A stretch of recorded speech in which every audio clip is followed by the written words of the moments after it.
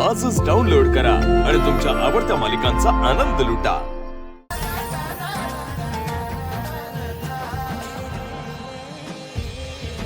भागू, आज बऱ्याच वर्षांनी कृष्ण जन्माष्टमीचा कृष्ण पूजेचा मान आपल्याला मिळालाय, त्यामुळे या वर्षीच्या पूजेत कसलीच कमी नाही पडली पाहिजे काय? हो, आणि सगळ्यांचा उपवास पण असतो ना? हो ना, आणि तो रात्री सुंठोडा खाऊनच सोडायचा आहे। वहिनी हो की, आता पूजा झाल्यावर पाळणं झाल्यावर लोकांना सुंठवडा पण वाटलं पाहिजे, तो आपल्यालाच करावा लागेल। राजू, करूयात, सगळं करूयात। बरं राजू, सगळी फुलं वापरू नकोस, आपल्याला पाळणा सजवायला सुद्धा काही फुलं लागणार आहेत। आणि हो, ते दही, घरचं दही लावलंस ना? हो, काल रात्रीच।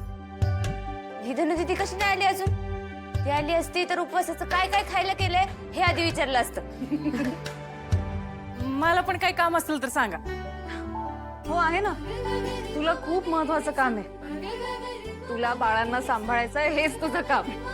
अगं त्यांचं सगळं आवरलंय, आता ती झोपलीत निवांत। तेजू अक्का, तुझी बाळांना अजून थोडी मोठी पाहिजे होती, म्हणजे त्यांना आज कृष्ण जन्माष्टमीला छान राधाकृष्णाचा ड्रेस घातला असता। भागू, 1-2 वर्षांनी ना ते सुद्धा करूयात आपण। बरं, बाळांचा मामा आहे कुठे? अगं वहिनी, आपल्याला एवढ्या वर्षांनी मान मिळाला ना पूजेचा, तर दादाला काय करून काय नको असं झालंय। तो बाहेरची तयारी करतोय सगळी।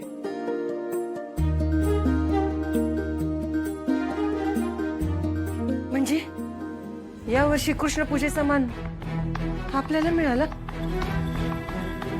हो आई, आताच गावातले लोक येतील आणि वाजत गाजत कृष्णाची मूर्ती घेऊन जातील, आणि मग रात्री आपल्या हातून पूजा सुद्धा होईल। आपल्या घराला मान मिळालाय, पण आपल्यातलं कुणाला पाळणा म्हणता येतो का?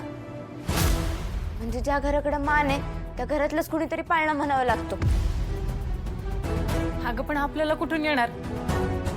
आपल्याला आपल्या आईने कधी शिकवलंच नाही।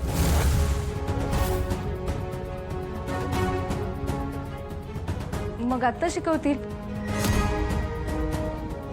काय आई? त्यापेक्षा मी काय म्हणते, कार्यक्रमात पाळणा तुम्हीच म्हणा ना, म्हणाल ना?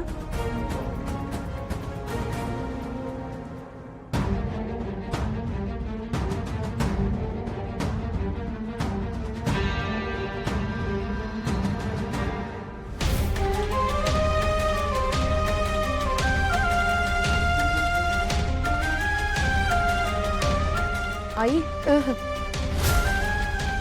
काय झालं रडायला? माझं काही चुकलंय का? नाही पुरे, तुझं काहीच नाही चुकलं, माझं आयुष्यच चुकत आलं। आई, नक्की काय झालंय? मगाशी कृष्ण जन्माष्टमीच्या पूजेचा मान आपल्याला मिळाला हे ऐकून तुमचा चेहरा पडला होता। तुमच्या मनात काहीतरी सलतंय हे कळतंय मला। तुम्ही सांगा बरं, काय झालंय आई? माझं एक काम करशील? हो, बोला ना। सूर्याला सांग, तो मान आपल्याला नको, आणि तुम्ही कोणी जायचं नाही त्या मंदिरात। इतका चांगला पूजेचा मान आपल्याला मिळालाय आणि तो आपण नाकारायचा? हो, पण का, कशासाठी? कारण मला भीती वाटते, तुझ्या वडिलांनी माझ्यासारखं सूर्याला अडकवलं तर त्याच्या आयुष्याची माती होईल ग पोरी। म्हणजे मला कळलं नाही। कसं सांगू तुला मी? आजचाच दिवस होता तो, ज्या दिवशी माझ्या आयुष्याची माती झाली। माझ्यावर देवाच्या दागिन्याच्या चोरीचा आळ घातला, मी पूजाला संग पळून गेले असं गावभर पसरवलं। माझी पोरं, माझा नवरा माझ्यापासून तुटला, तुझ्या डॅडीने समजा गाव आहे पुढं मी चोरी केली म्हणून मला जेलमध्ये पाठवलं। नक्की काय झालं होतं त्या दिवशी? काय झालं होतं त्या दिवशी, सांगा बरं मला।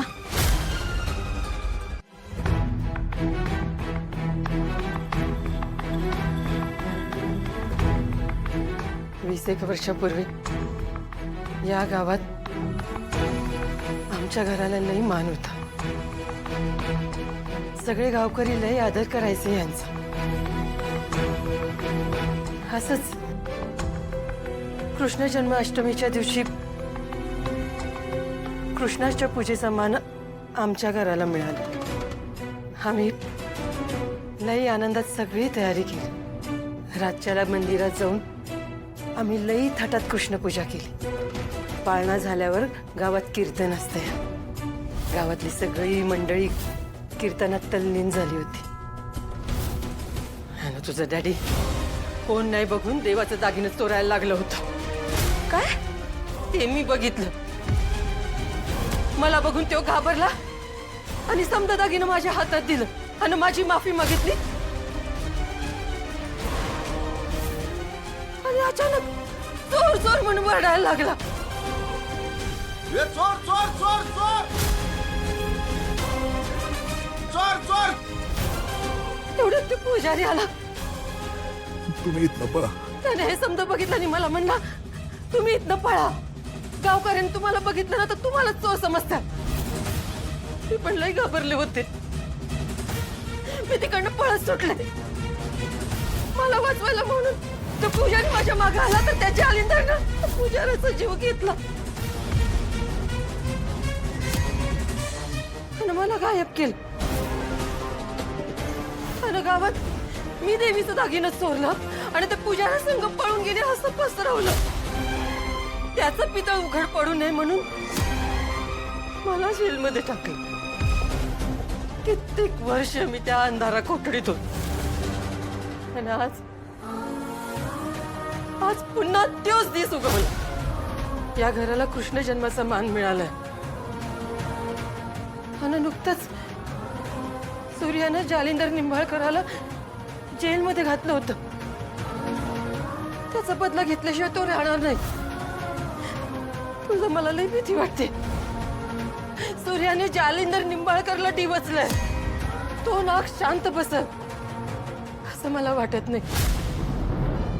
त्यानं जे माझ्या सोबत केलं ते सूर्याबरोबर केलं तर त्याने देवाच्या दागिन्यांच्या चोरीचा सूर्यावर टाकलं तर